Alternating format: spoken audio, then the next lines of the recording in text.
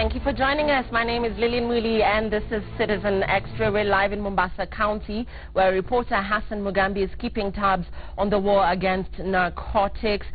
We had spoken to Hassan earlier and we had listened in to a demonstration in Mombasa at that hour. Hassan Mugambi now updating us on the latest from Mombasa County. Well, thank you very much, Lillian. Back at studio, we are coming to you live from an area here in Mombasa. Yes, somewhere here in Mombasa called Kibarani, where you remember barely a fortnight ago,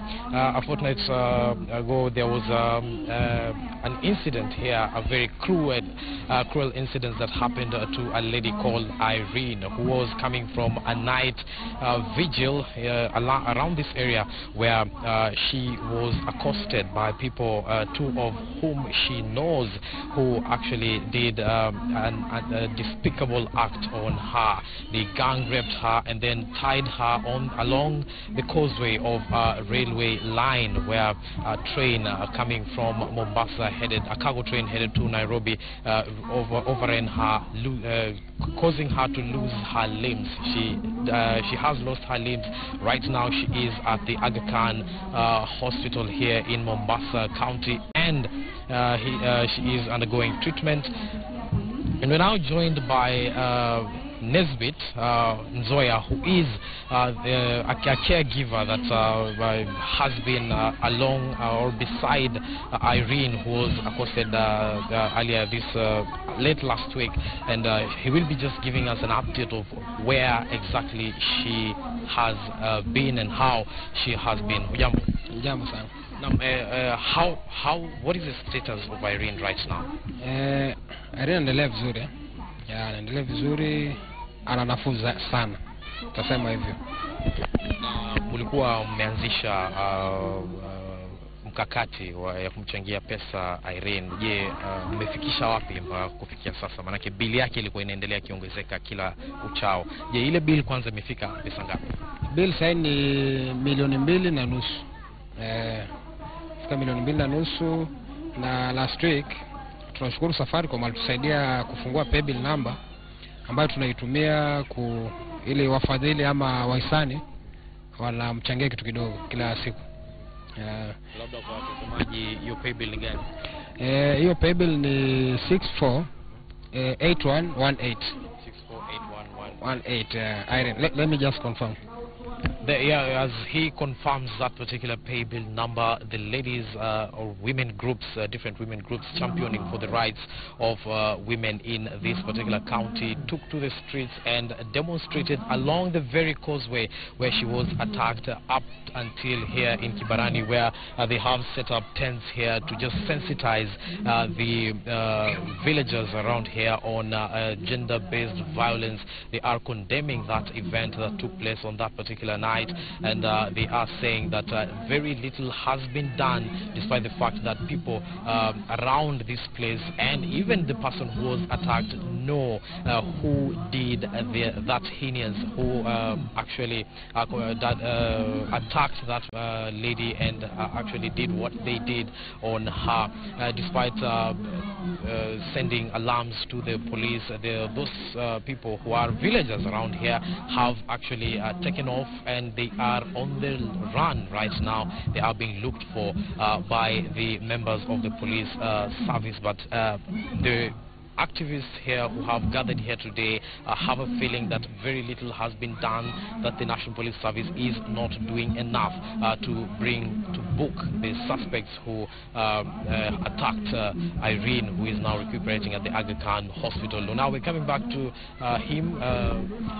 Yeah, nime confirm. Yeah, ni 641881. Paybill number, account ni Irene. Naje hali yake ikoje sasa hivi? Hali yake yako stable. Kama mara mbili hivi tumemweka kwa wheelchair, tunaenda nje, tunatembea kidogo. Anaendelea vizuri, ana raha. Maumivu yamepungua kwa kiasi kikubwa. Shukran sana. That has been Nesbit Nzoya, who is the caregiver who is actually following Irene back at hospital and coming back to the village here to report this status, and he is actually saying that she is in a stable condition and she is in the process of acquiring a wheelchair at that. And then again, the 2.5 million Kenya shillings bill that they're trying to just fundraise to get to settle that particular bill. I will be keeping an ear here in this particular event. Different speakers are taking to the stage, and then we'll be joining on you later here on Citizen Extra for you to get to find out what exactly is happening. And we are also later on this day going to take the question to the authorities here to find out what exactly they have been doing or what they're doing to bring the suspect to book. Over to you, Lillian.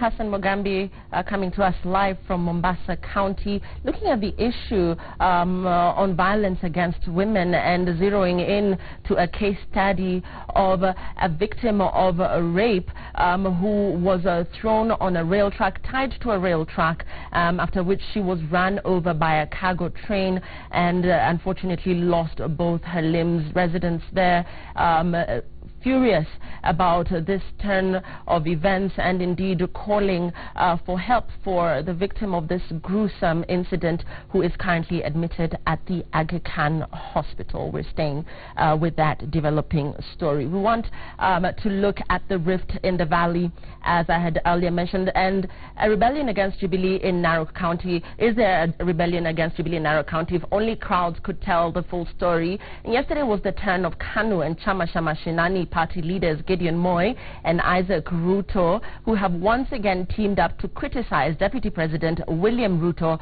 over his leadership style in the Rift Valley. With me in studio once again, Daisy Mdanyi, political analyst, and Vincent Kimosop, who is also a policy analyst, looking at the rift in the valley. We also will be looking at what happened in Narok yesterday, where Bomet Governor Isaac Ruto, among other issues, welcomed Jubilee Party defectors during a political rally in Narok. And also present at the rally, like I said, was Baringo Senator Gideon Moi. The Maasai leaders were led by Narok West MP Patrick Ntutu, who officially ditched Jubilee for Ruto's Chama cha Mashinani. Narok West MP Patrick Ntutu, who decamped, will contest for the governorship post on a CCM ticket. Let's listen in. The rift in the valley is only growing wider, and the battle for just who is the real linchpin growing louder. The incessant efforts steered towards stripping Deputy President William Ruto off the title, bringing together CCM leader Isaac Ruto and KANU leader Gideon Moi in Narok at the campaign launch of Narok West MP Patrick Ole Ntutu for the Narok governor's seat, and they would quickly put the DP on notice. Tunataka kuambia marafiki zetu, especially namba 2 wa Jamhuri ya Kenya, mwanaume ambaye anaitwa William Samoei Ruto, tunataka kuambia hapa Narok imeenda kwa wenyewe. Hiyo masafari zako za kuzunguka Narok, hiyo matrip yako ya kukuja Narok, uanze kuwainda. Chama cha Mashinani na wakaaji wa Narok tutahakikisha tumelete ukombozi. Na tafadhali chungeni ile masanduku. Unajua waizi wako karibu, si unajua wezi kabisa hawa. Uliona vile waliibia sisi huko Kericho, no azidhubutu hapa kwa Narok. To the joint onslaught against the DP is not new. That 2022 politics plays a huge hand in the Rift Valley political conversation has seen these leaders keen to quash his dominance in the Rift Valley. And to qualify their argument, Narok West MP Patrick Ole Ntutu's decision to ditch the Jubilee Party for Isaac Ruto's CCM, through which he seeks to unseat Governor Samuel Ole Tunai, would be their bedrock to promise change to the larger Narok electorate. Sisi ile kitu tunataka ikifika kwa ugavana na kwenda mpaka kwa MCA, sio mtu anatoka pahali anatoka anakuja kutuambia ati chagua huyu. Tawezekana kweli? Tuna support seneta wenu mheshimiwa, gavana wenu mheshimiwa Patrick Ndutu, kwa sababu nyinyi wote tumesema mko wapi? Ndani. Right, and for more on what happened in Narok yesterday, the collaboration between Bomet Governor Isaac Ruto and Baringo Senator Gideon Moi, and of course the number of defections from Jubilee to the Chama cha Mashinani. I want to talk to our political analysts in studio, Daisy Mdanyi and Vincent Kimosop. Daisy, let me start with you. Looking at the reception in the area, what are the implications of this, particularly for the Deputy President? Well, you know, I think that we really need to look at this thing very carefully, because the Deputy President doesn't stand alone. He is the Deputy President within the Jubilee coalition. And so saying that you support the President while not supporting his deputy, who is his running mate, poses a very big problem for Jubilee as a party, you know, for starters. The other thing is that I don't think that we should underestimate the Deputy President and, you know, his ability to turn situations around, because he's done it before. KANU and CCM coming together, we all know that there's been a lot of disaffection among the some of the Kalenjin, particularly those of, you know, from the KANU and former URP members, in the way the Deputy President has handled them, accusations of high-handedness, you know, and you know, forcing people to either toe his line or toe his line. So this is a big problem for Jubilee, and I don't think that a house divided against itself is going to make that many inroads, because when we see KANU and CCM saying we support President Uhuru, but we don't support his deputy, what are they saying? Are they saying that they want the, President Uhuru to drop William Ruto as his running mate? What are the implications of that? Because William Ruto, in and of himself, has a significant following. Never mind that there's disaffection, but he does have a following. The other thing that we must be also very keen on, even as we look at the politics, is that Gideon Moi still is not coming across as his own man, because not too long ago KANU was you know, singing and dancing with NASA, and the same Ndani Ndani Ndani was being sung at the NASA you know, meeting in Bomas, where KANU declared that they were Ndani Ndani Ndani, until Mama Ngina Kenyatta had a meeting with former President Daniel Arap Moi. So what is coming across is that Gideon is still not his own man in terms of how the political decisions that he's making. Whereas we know that William Ruto is his own man. He doesn't have a godfather. Vincent, thanks for that, Daisy. Does it make any sense to say you support Uhuru and not his deputy? Answer to a package. I think you have to look at the developments in the Rift in view of what's happening in Jubilee.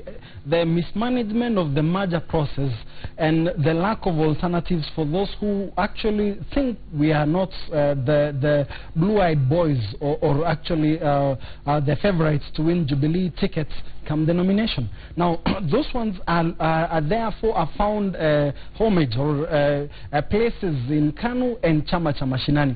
Then if you look at, you just ask, why is it that they are not, if they have a problem, the president, for example, has not said he has a problem with his deputy. Now, if they are courageous enough, why are they not saying that we will, for example, have a presidential candidate? It tells you very clearly that on the ground, the people of Rift Valley have tasted power. These are people who know what it means to be in government, and that's why they want to have a message that resonates with the people on the ground. Now, the challenge with what is happening in the Rift Valley is that you know very well the deputy president is ready to take on anyone, and he's done it in the past. So what is happening, in my view, is that the deputy president is actually is limited or restrained himself because of the respect that he has for the former president. I can tell you, if you put there is no contest between, for example, the deputy president and the chairman of KANU. The contest between William Ruto and Isaac Ruto, in my view, is an issue whereby the first person who was to be initiated in politics, if I was to use the terms that is understood by the locals there, is Isaac Ruto. So there is that feeling, first is come, he's skipped the natural heir apparent, who is Gideon Moi, and then he's gone ahead of the people who were there after the president left, the former president left the scene. So in my evaluation, William Ruto, who is focusing on 2022, is going to be tolerant in this engagement. And after the election, we will see the full fight. Right, and pundits feel that Gideon Moi is undermining the deputy president.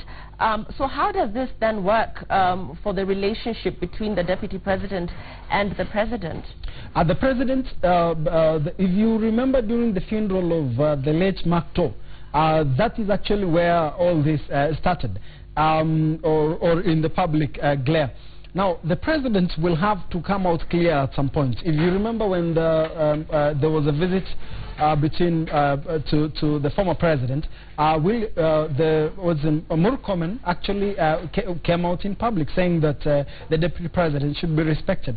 So from a political point of view, the president has to come out clearly at some point, because if he sees that he's tolerating a process that undermines his deputy, that sends a very a wrong message to the Jubilee coalition. Now, if the inevitable, for example, happens, Lillian, of the split of Jubilee, maybe even William Ruto exiting from Jubilee, what does that portend? We were having a conversation that if you look at the current process of preparation towards the election, one of the things that is holding peace in the Rift Valley is because of the partnership between William Ruto, in my view, and Uhuru Kenyatta. So if William Ruto is to exit Jubilee, and you have a process whereby we do not have enough confidence on the journey towards a free, fair and credible election, we do not even want to imagine the developments that may emerge as a result of that. Daisy, your thoughts on the fact that there are those that feel that Gideon Moi is undermining the deputy president, and that the president could also be ruffling the DP's feathers the wrong way, based on this perceived support to the president and not the DP? Well, I think that's coming out very clearly. I don't think it's a perception. There is a very clear attempt at undermining the deputy president. And I agree with Kimosop that the president really needs to come out very clearly on what is happening, because that is his running mate. And to undermine him really is to undermine the Jubilee administration. So unless there is a plan to replace him, you know, which would signify a split within Jubilee, then we must also see what that means in terms of a fallout. But then I would caution that the deputy president he's not one to shy away from a fight, no matter how hot the battle seems, and he holds his own in the political arena. So I think that that kind of betrayal, because, you know, we are seeing scenes reminiscent of previous administrations where deputy presidents or vice presidents have been undermined, particularly in the run-up to a succession plan. What is clear is that among the Kalenjin, or let's say among KANU and the heir apparent, as Kimosop put it, with Gideon Moi, there is a very, very clear message that William Ruto, we are not going to throw our weight behind you. And there's a plan, there's obviously a scheme to begin to split that Rift Valley vote, which is a significant vote, in, you know, against William Ruto's bid for 2022. Because what's clear is that they are supporting the president's re-election. So if you're supporting the president's re-election and his his running mate at this point in time is the deputy president, you can't split the two. We're looking at the supremacy battles in the Rift Valley, the perceived rift in the valley. Many thanks to you, Daisy Mdanyi, political analyst, and Vincent Kimoso, policy analyst, for being with us on Citizen Extra. We're taking a very short break now and return with this hour's business and sports.